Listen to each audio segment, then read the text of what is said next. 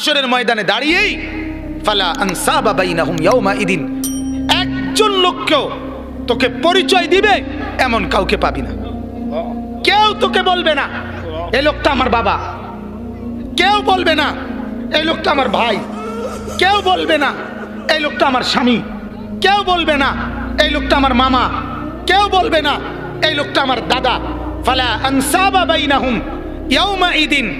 এই মুসলমান, একটা বন্ধু তো তোরে থাক, কোন আপন বাপ তোর সন্তান পরিচয় দিবে না, আপন সন্তান বাপ পরিচয় দিবে না। আল্লাহ কোরআনে বলছে ফাইদা নুফিখা ফিস সূর ফালা আনসাবা বাইনাহুম ইয়াউমা ইদিন। একজনও তোর আত্মীয়র পরিচয় দিবে, কেউ তোকে চিনে, কেউ তোকে চিনে এ কথা বলবে না, বলবেই না। দুই বন্ধু দুই পারে দাঁড়ানো, এ পারের বন্ধুর নাম ইমানদার আর ওই পারের বন্ধুর নাম আল্লাহ রব্বুল আলামিন।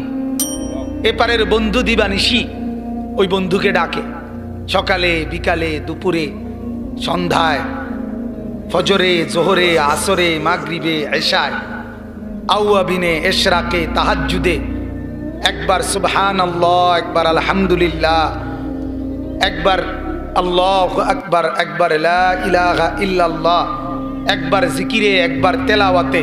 এই বন্ধু এই পার থেকে সারাক্ষণ সে বন্ধুকে ডাকে, আল্লাহকে ডাকে।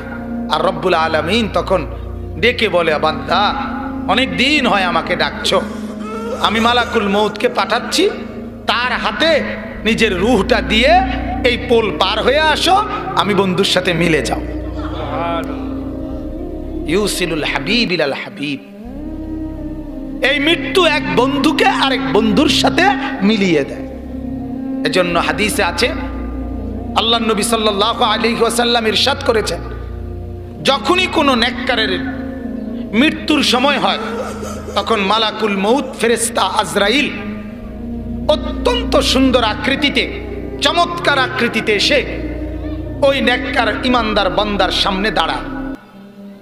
দাঁড়িয়ে নেককারের দিকে তাকাইয়া বলে ওই আল্লাহর প্রিয় বান্দার দিকে, হে আল্লাহর বন্ধু প্রিয় বান্দা, আর কিছুদিন থাকবেন এখানে জমিনে, আর কিছুদিন থাকবেন? আল্লাহর প্রিয় বান্দা তখন বলে, মালাকুল মউত, হায় তুমি কি বললা, আজ 40 বছর, আজ 30 বছর দিবা নিশি আল্লাহ পাককে ডাকতেছি, তার কাছে যাওয়ার জন্যই তো ডাকতেছি। আমি কি থেকে যাওয়ার জন্য ডাকছি?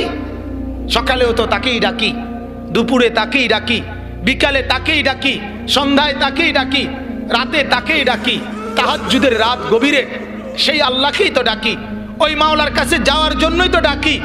আমি তো যেতে চাই আরো আগে, তুমি আসো না, দেখে না যাইতে পারি না, অপেক্ষায় আছি সেই কবে থেকে। তুমি আজরাইল, তুমি মালাকুল মউত আসবা, কারণ আল্লাহ তো জানাইছে আমি মাওলার কাছে যেতে পারবো সেদিন যেদিন তোমাকে পাঠাবে সেদিন।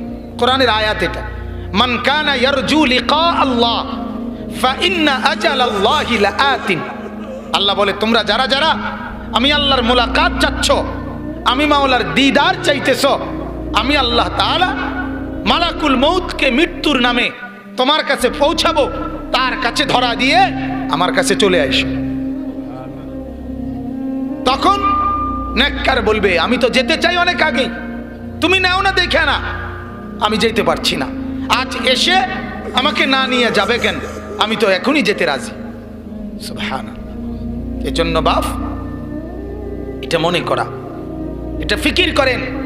হ্যাঁ, এরপরে কোরআনুল কারীমের মধ্যে আছে, সমস্ত নাফরমান পাপী পাপী আজ জিন্দিগি সুখে অবৈধ উপার্জনকে সুখ মনে করছেন, আজ হারাম রোজগারকে সুখ মনে করছেন, আজ অবৈধ বাহাদুরিকেও সুখ মনে করছেন, আজকে বেপরদিকে সুখ মনে করছে মারা, আজ বেহায়াপনাকে সুখ মনে করছে বোনেরা, আজ উলঙ্গ ছবিকে, নর্তকীর নাচ দেখাকে, জিনার ব্যভিচার করাকে যুবক আনন্দ মনে করছে, মদ নেশা গাঁজা ফেন্সিডিলকে যুবক জীবনের শান্তি মনে করছে। আল্লাহ নবী সাল্লাল্লাহু আলাইহি সাল্লাম বলেন, এমন নাফরমানের মৃত্যুর সময় যখন আসবে তখন মালাকুল মউত ফেরেশতা অত্যন্ত বিভৎস, কুৎসিত, জঘন্য আকৃতিতে দাঁড়াবে।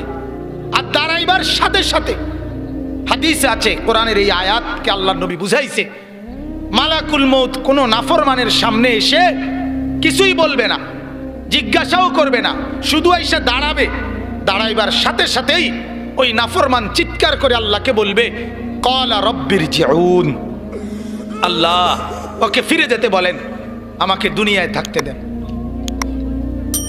হাত্তা ইদা জাআ আহাদাহুমুল মাউত ক্বালা রব্বিরজিউন, আল্লাহ বলেন মালাকুল মউত যখন নাফরমানের সামনে আসে দাঁড়াবে, মৃত্যু যখন আসবে, প্রতিটা নাফরমান বলবে, আল্লাহ আমাকে একটু থাকতে দেন, ওকে ফেরত দিয়ে দেন, আল্লাহ আমাকে দুনিয়ায় ফেরত দেন। লাল্লি আমালু সালিহান ফিমা তারাকতু, নাফরমান বলবেন, আল্লাহ দুনিয়ায় ডুবে গিয়ে আপনার বন্দিগির সুযোগ করতে পারি নাই, আপনাকে বুঝি নাই, আপনাকে চিনি নাই।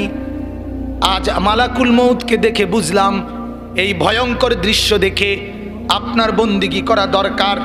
আজকে আমি ওয়াদা দিচ্ছি মাওলা, যত আমল ছুটে গেছে এখন যদি সুযোগ দেন তাইলে আমি সবগুলো নেক আমল করব।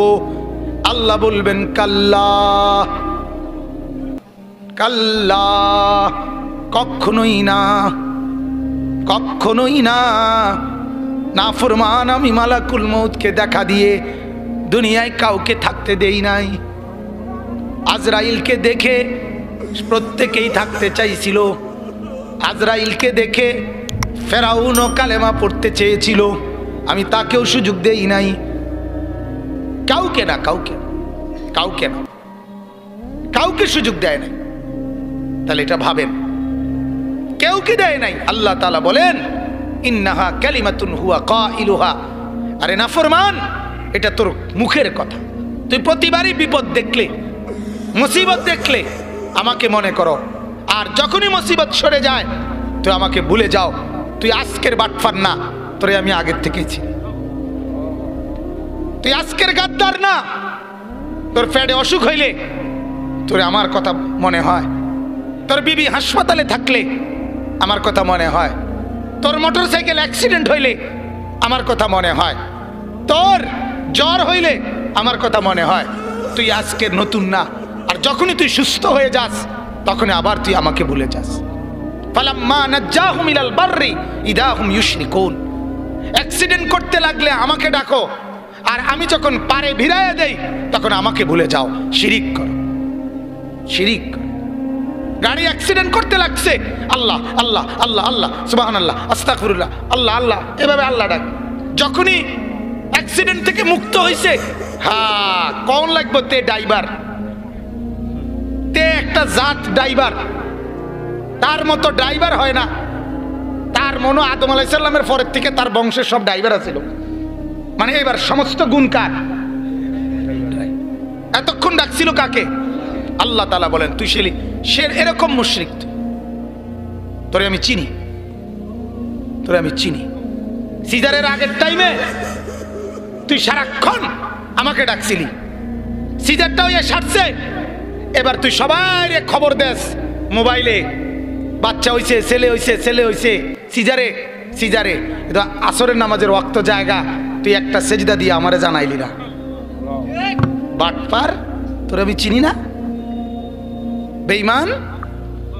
রেজাল্টের আগে তুই বারবার আমারে বলছিলি রেজাল্ট ঘোষণা হয়ে গেছে, তুই A+ পাইয়ালাইছ, এবার আর বন্ধুদেরকে জানাচ্ছ মোবাইল করে করে, তা আমাকে তো একবার জানাইলে না সেজদা করে। তোরে আমি চিনি না, তোরে আমি চিনি না। এজন্য নাফরমান বারবার চাইবে, আল্লাহ তাআলা বলবেন না, ইরজিউন, এটা বলবে সে, আল্লাহ বলবে না, দেব না সুযোগ। ওয়ামিন ওয়ারাইহিম বারযাখুন ইলা ইয়াউমি ইউবআসুন, আল্লাহ বলবে বেঈমান ওই ইসরাফিলের ফু পর্যন্ত কবরের মধ্যে পড়ে থাক, বারযাখের মধ্যে পড়ে থাক, কবরে পড়ে থাক। এরপরে যেদিন আল্লাহ তাআলা বলেন হাসরের ময়দান কায়েম হবে, সেদিন আমি তোকে তুলব। আর সেদিন হাসরের ময়দানে দাঁড়িয়েই ফালা আনসাবা বাইনাহুম ইয়াউমা ইদিন, একজন লোককেও তোকে পরিচয় দিবে এমন কাউকে পাবি না। কেউ তোকে বলবে না এই লোকটা আমার বাবা, কেউ বলবে না এই লোকটা আমার ভাই, কেউ বলবে না এই লোকটা আমার স্বামী, কেউ বলবে না এই লোকটা আমার মামা, কেউ বলবে না এই লোকটা আমার দাদা। ফালা আনসাবা বাইনাহুম ইয়াউমাইদিন। এই মুসলমান, একটা বন্ধুত্ব ধরে থাক, কোন আপন বাপ তোর সন্তান পরিচয় দিবে না, আপন সন্তান বাপ পরিচয় দিবে না। আল্লাহ কোরআনে বলছে ফাইদা নুফিখা ফিস সূর ফালা আনসাবা বাইনাহুম ইয়াউমাইদিন। একজন তোর আত্মীয়র পরিচয় দিবে। কেউ তোকে চিনে, কেউ তোকে চিনে এ কথা বলবে না, বলবেই না, বলবেই। ওয়ালা ইয়াতাসাআলুন। রব্বুল আলামিন বলেন শুধু পরিচয় তো দিবে না এমন না, কেউ তোমাকে একটা প্রশ্ন জিজ্ঞেস করবে না। হাসরের এই কঠিন ময়দানে কোনো ফেরেশতাও বলবে না ভাই আমি কি আপনাকে কোনো সাহায্য করতে পারি কিনা, কেউ বলবে না, কেউ বলবে না। ওয়ালা ইয়াতাসাআলুন, কেউ জিজ্ঞাসাও করবে না, তেমনি পড়ে থাকবে। এরপরে রব্বুল আলামিন যখন জাহান্নাম দিবে, এরপরে সে বলবে রব্বানা গালাবাত আলাইনা শিকওয়াতুনা। আল্লাহ আমার নসিব মন্দ, আমার তকদির খারাপ।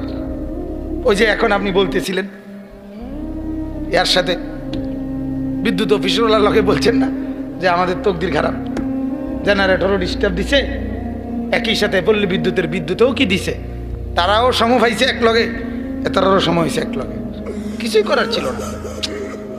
আমি মজবুর, আমরা অসহায়, কিছুক্ষণের মধ্যেই অসহায় হয়ে গেছি আমরা।